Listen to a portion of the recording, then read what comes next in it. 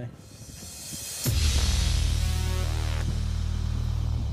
All right, go ahead and take a seat in the car.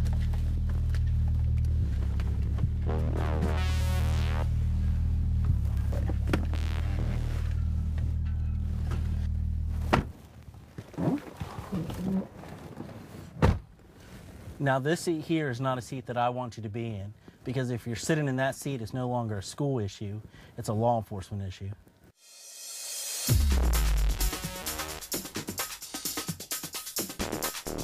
Throughout the school, there are several cameras in different locations, be it in the hallways, the cafeteria, the gymnasium area.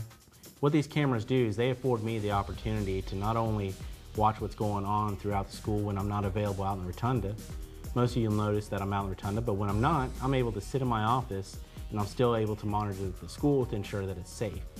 This video system is useful because I'm able to pull up information that has happened in the past or something has just recently happened. I'm able to see the persons that were involved in the incident or the things that have taken place, be it a fight, a transaction in the hallways, something to that effect, and I'm able to put that together and use for my investigation here at school. Students, I need you to become familiar with all the guidelines and rules that are found in the Student Behavior Code in your agenda book. You need to understand when you break one of these rules, there will be consequences for your actions, anything from teacher-assigned detention all the way up to out-of-school suspension. To provide a safe and secure environment for all of our students, we are authorized to conduct searches of your person and of your belongings if we have reasonable suspicion to do so. One thing that you should know and understand, and it's not going to be tolerated here on school property, is sexual harassment. Sexual harassment can be anything from walking down the hallway with your arms around a member of the opposite sex, inappropriate touching of an individual, comments that may be made. Hey, sexy, what you doing? You may not think that it's offensive, but another student or another teacher may find something like that inappropriate. Hey, I'm going to punch you in the mouth if you don't sit down. Hey, I'm going to hit you. Hey, you want to fight after school? Those are all verbal threats. Now, the person that you're making that threat to, it's possible they may feel threatened. But somebody else that's listening, it may be another student, it may be an administrator, it may be a teacher. If they perceive that as an actual threat, then you can get in trouble through the school system. But not only can you get in trouble through the school system, it's possible you may get in trouble with law enforcement.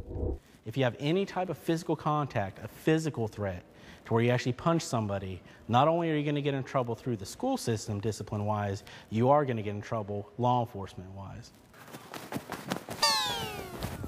No running in the hall. And when you are walking in the hallway, make sure to stay on the right-hand side.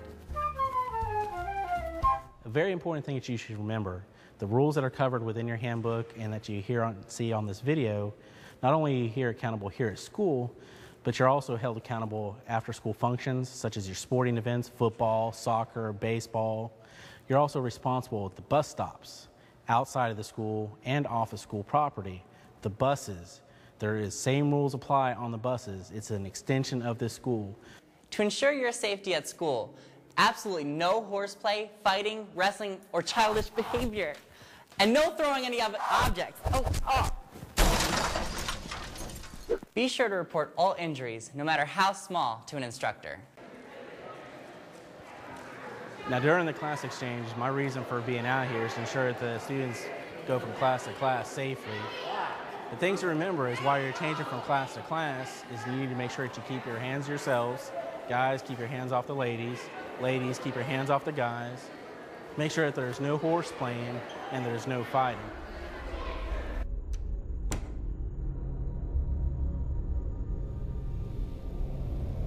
You have camera systems that monitor the rotunda and the halls. We don't have any in the restroom, but the thing to keep in mind is you never know who's going to come walking in. Hey! What are you doing? I thought I could write in here. No, you can't write in here. All right, per the school policy, there's nothing that says that you can write on the walls, can't write on the bathroom stalls. It's vandalism, all right? Is this your property? No, sir. No, it's not your property, it's school property, okay? The thing that you need to know is not only is it a school offense, but it's actually a criminal offense because you're defacing government property. Absolutely no cell phones. Oh, excuse me, gotta take this. Oh. It's your responsibility as a student to help me as an officer help keep a safe environment. These were taken from real cases here at St. Mary's Middle School. These items were confiscated off of students and placed into evidence for certain cases. In your student agenda book, you'll find several different items that are in there. These items are prohibited on school property and on your person. Obviously, we have firecrackers. It's kind of a no-brainer, okay? Some people think that it'll be funny, throw them into a toilet, all right, throw them off into the class. Well, those firecrackers, when they go off, they sound like gunshots. Gunshots aren't a good thing inside the school, all right? We have your lighter and your cigarillos, all right? You should all know that smoking is prohibited for anybody under the age of 18, so it's not something that's tolerated here on school property, but unfortunately, those were taken from a student.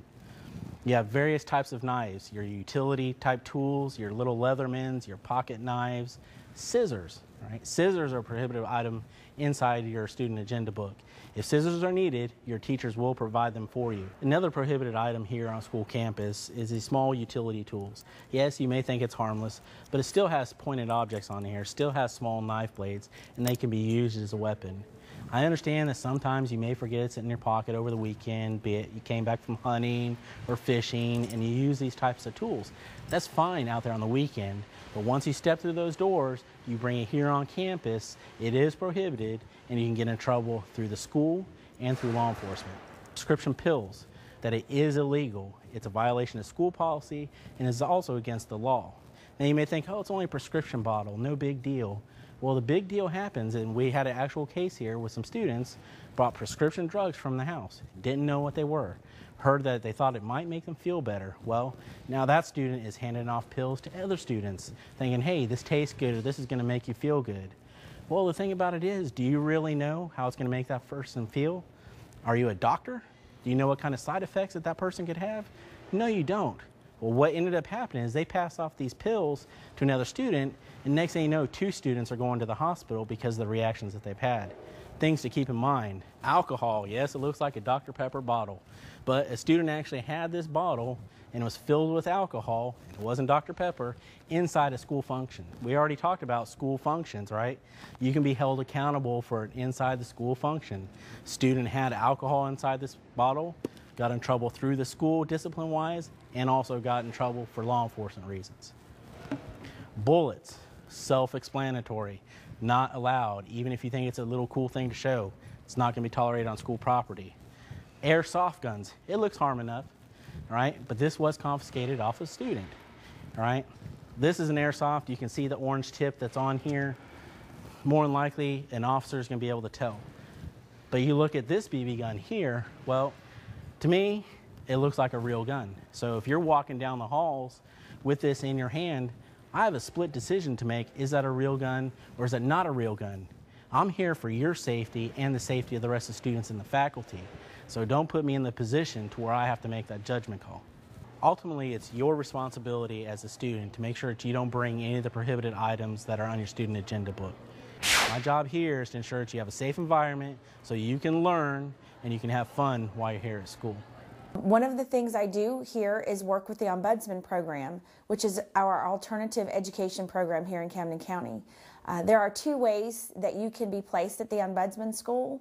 The first one is if you are what we call an alternative education style learner. In other words, the 7 to 3 that we do here doesn't work for you, and for some reason you learn in a different atmosphere. With a committee and my recommendation and a counselor's recommendation, we can look at your school career and decide if Ombudsman is a good place for you. The second way you can get to Ombudsman is through discipline issues. We have students who accumulate a certain number of ISS or OSS days, and so this education system is not working for them, and so we can place them at Ombudsman to try and get them through school and learn what they need to learn without being hampered by their discipline here at school.